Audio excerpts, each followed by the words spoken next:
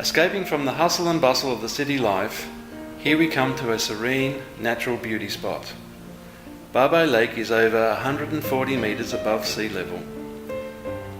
It's the largest natural lake in Vietnam, with a total water surface area of over 600 hectares. Surrounded by limestone mountains and caves, the lake has a diverse ecosystem, both on water and on land. It's a good source of income for the local people. They can go fishing, do sightseeing boat trips, or homestay services for tourists. Fresh air and breathtaking views have made Ba Be an increasingly popular tourist attraction, and of course an important source of income. But for how long? Just a few years ago, this rice field was all water. Now it's encroaching every day into the lake due to soil being washed down from the upstream areas. Ba Be is disappearing if this is not going to be stopped. What can the lowland people do? It is not them, but the people living in the upstream areas that are causing this problem. To answer this question, people in the lowland village of Pak Noi gathered very early this morning in the upstream village of Bang Zong. They came to celebrate a landmark agreement where people in the lowland and upstream villages sign a deal towards forest protection. I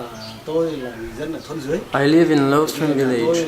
I provide homestay services, so I decided to contribute part of my earnings to payment for environmental services. Moreover, I'm in charge of the Ba Be Boat Cooperative.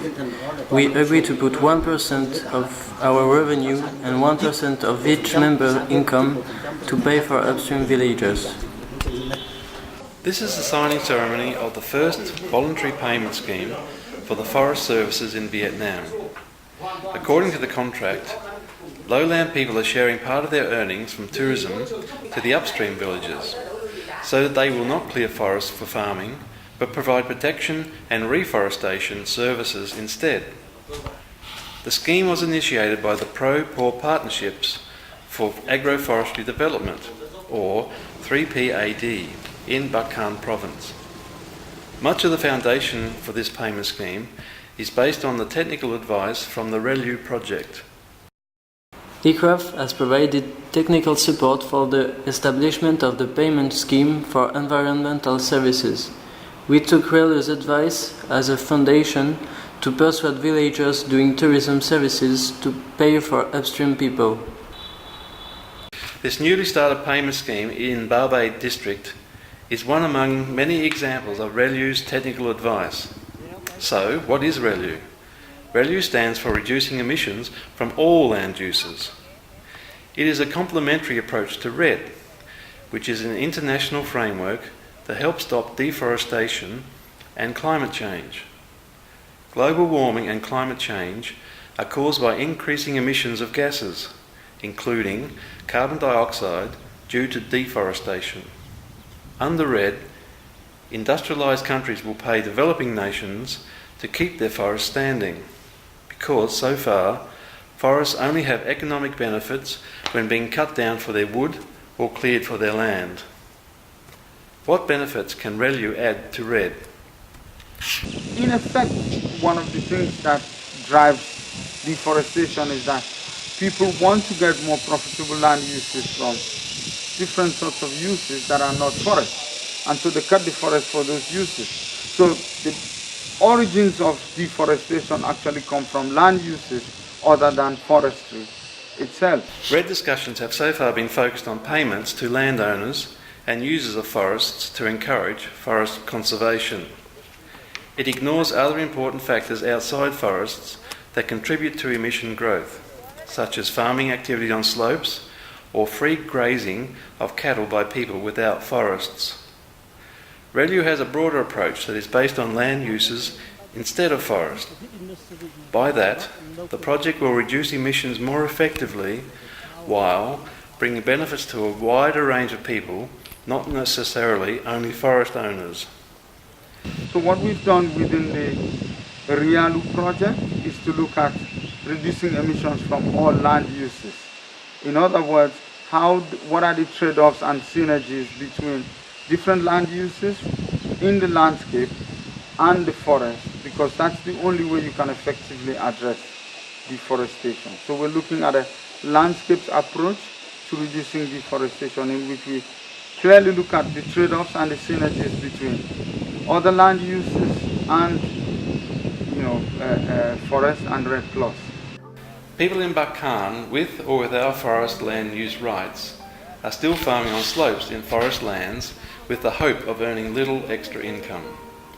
Forests continue to be cleared for farming, and monoculture of maize or cassava compound soil erosion.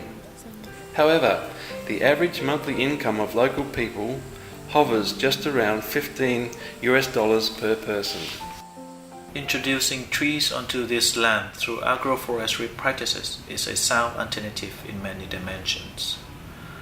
Our field measurements show that converting private upland maize to agroforestry, where maize will be intercropped with Melia species, increases carbon stock from about 0 to 11 ton carbon per hectare above ground.